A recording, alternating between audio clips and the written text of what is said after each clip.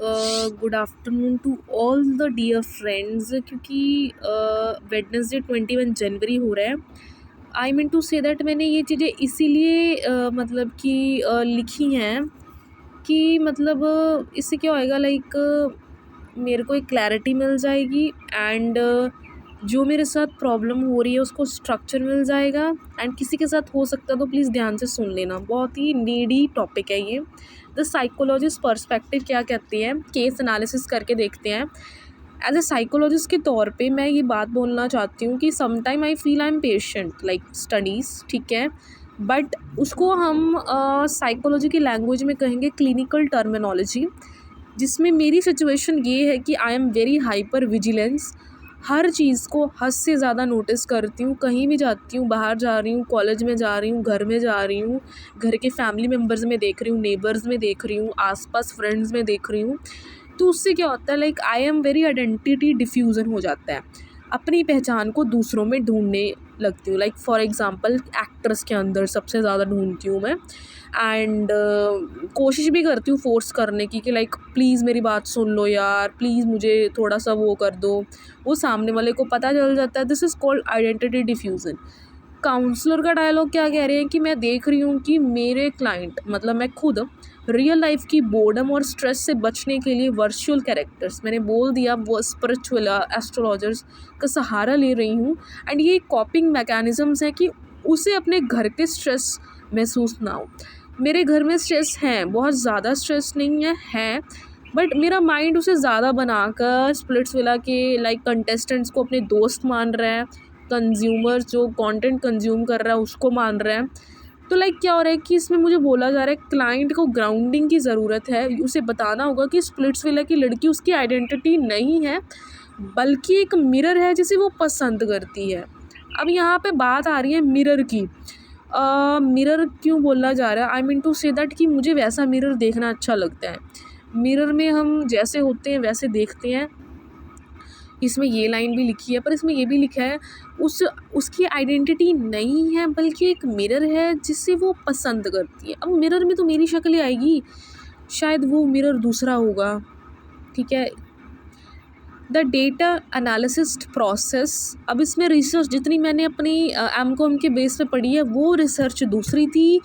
Research तो research ही होती है ना, वैसे उसमें भी डेटा कलेक्शन था, बट उसमें इतनी थ्योरी लिखी हुई थी मुझे समझ ही नहीं आ रहा था प्रैक्टिकली पॉसिबल कहाँ करना है।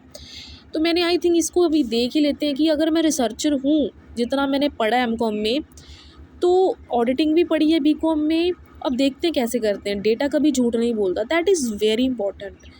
I mean to say that कि जितना डेटा मैं कलेक्ट कर रही हूँ, मैंने लाइक अभी जितना मैंने दिमाग में रखा हुआ था वो बोल दिया।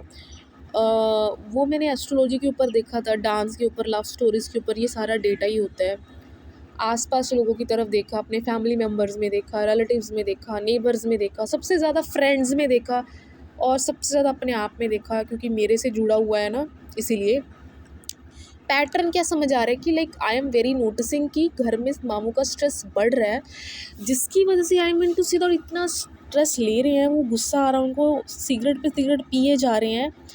और मुझे क्यों स्ट्रेस आ रहा है कि मेरे पास करियर नहीं है, और जिस चीज़ की मुझे पहचान होती है ना, एनालिसिस मुझे होता है कि ये पर्सन ने ऐसे करना था, ऐसे नहीं किया, पर वो मेरा करियर नहीं है यार, मेरा वो काम नहीं है। I mean to say that मुझे एनालिसिस करने की बहुत ज़्यादा आदत है, नेचुरली बन चुकी है, मैं क्या करूँ, ठीक है।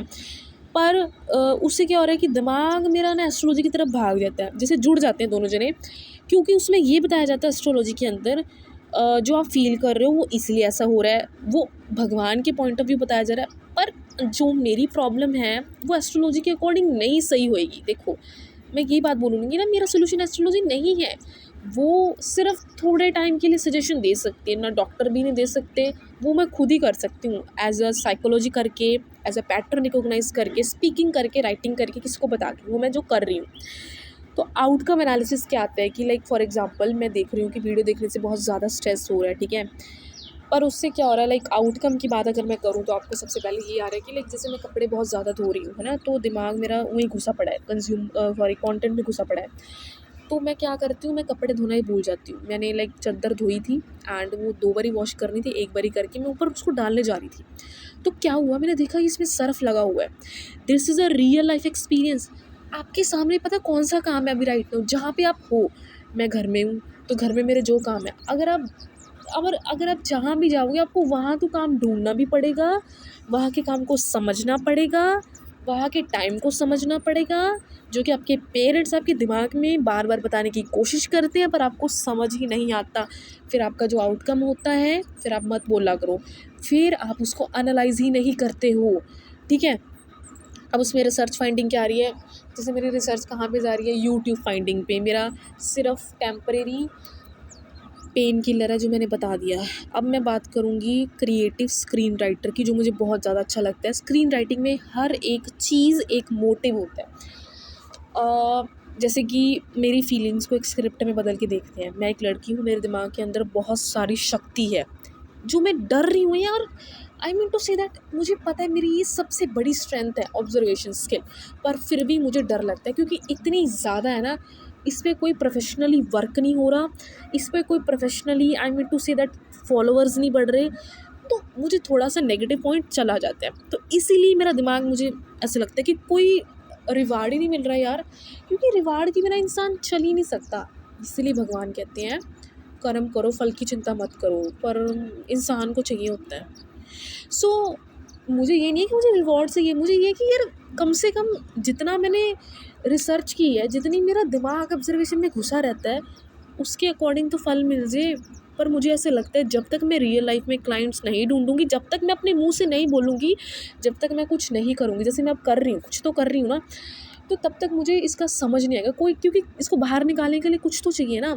क्योंकि अपने अंदर रखना, मेरे अंदर थोड़ा ना कोई आके गेट खोल के देखेगा बेटा क्या चल रहा है। ठीक है। So the point is that फिर इससे कॉन्फ्लिक्ट बढ़ जाता है मेरे दिमाग के अंदर। मेरे दिमाग के अंदर क्या होता है, कहीं और ही दिमाग भाग जाता है। जैसे स्प्लिट्सविला मेरे को देखना बहुत अच्छा लगता है। मैं पता क्यों देखती हूँ, क्योंकि मुझे ऐसे होता है वहाँ पे ना बहुत अच्छे अच्छे कंटेस्टेंट्स हैं, उनकी पर्सनालिटी अच्छी होती है, वो बोल पाते हैं, पर उनका जो मोटिव क्या है आपको पता ही है। ठीक है। तो मैं कह सकती हूँ मेरी बॉडी रहती है घर में, दिमाग मेरा रहता है वहाँ पे, तो फिर जिससे घर के काम क्या होते हैं ख़राब। तो इन सारी ऑब्जर्वेशन को मैं एक कैरेक्टर में डाल दिया जो आपको समझ आ जाएगा। और ठीक है, अब मैंने क्या करूँगी, क्वालिटी कंट्रोलर एंड ऑडिट, जिसमें मैं क्या करूँगी, सबसे पहले मैंने देखा कि लाइक मेरे सबसे पहले क्वालिटी कंट्रोल। अब मैंने अपनी क्वालिटी, जो मेरी क्वालिटीज़ है उसको कंट्रोल करना, और ऑडिट मतलब होता है चेक करना। ठीक है। तो अब मैं ये कहूँगी, देखो पहले ना मुझे ऑडिट का मतलब ही नहीं समझ में आता था। मैं बीकॉम में थी ना, मैंने क्या ये कौन सी भाषा ले लेके आ रहे हैं ये। अब जब मेरा दिमाग वहाँ पे कहते हैं ना वो चीज़ को पकड़ लेता है, वहाँ पे डेली काम करने लग जाता है, डेली डेली डेली डेली। फिर आपको समझ आने लगता है कि भाई चेकिंग सिंपल वर्ड है, ऑडिटिंग अकाउंट्स का वर्ड है। तो चेकिंग चेकिंग ही होती है, पर यहाँ पे डेटा दूसरा वाला है। ठीक है, बस ये चीज़ का ध्यान रखना है। तो जैसे मैं 5 मिनट वीडियो देखूँ, ये लिखा है कि जैसे ओवर थिंकिंग कम होएगी और मामू को ऑब्जर्व करूँ, उनको हेल्प करूँ, पर फिर उसके बाद वॉशरूम क्लीन कर रही हूँ, तो उससे फिजिकल एक्टिविटी हो रही है यार। और मैं टीवी से अपने आप को कंपेयर ना करूँ, ये चीज़ मुझे बोली जा रही है। जब फीलिंग आए तो उसे एक आई एम फीलिंग मत लिखिए, एक कहानी की तरह लिखिए यार। अब just wait. A silent observer, the journey from chaos to clarity. I think मुझे थोड़ा थोड़ा समझ आने लगा है, क्योंकि मैंने वही पैटर्न ऑब्जर्व किया जो मैं स्टडीज़ में यूज़ करती हूँ। इसमें मुझे एक लाइन समझ आई है कि इसको हम ऐसे कह सकते हैं, नरेटिव फ्लो। नरेटर कौन होता है, जो बोल रहा होता है। मेरा रोल नरेटर की तरह ही है। ठीक है।